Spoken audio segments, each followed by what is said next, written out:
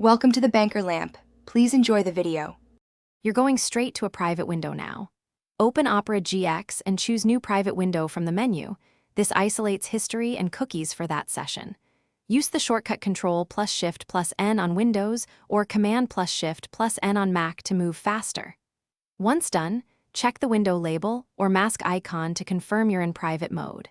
This prevents local history recording and limits persistent cookies, but note downloads and bookmarks still save.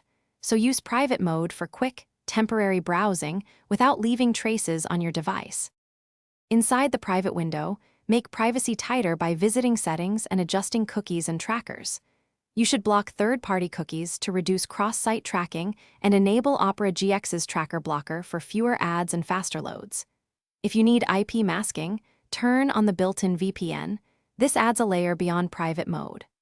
Once done, set sites to clear data on close to remove session cookies and local storage. This ensures the private window leaves minimal residual data after you exit, improving privacy beyond the default behavior.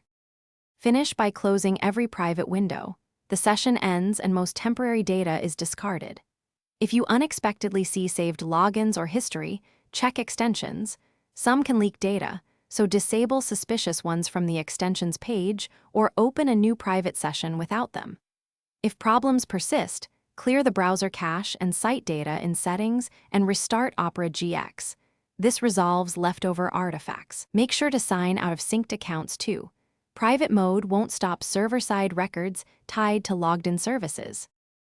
Thanks for watching. If this was helpful, leave a like and consider subscribing. See you next time.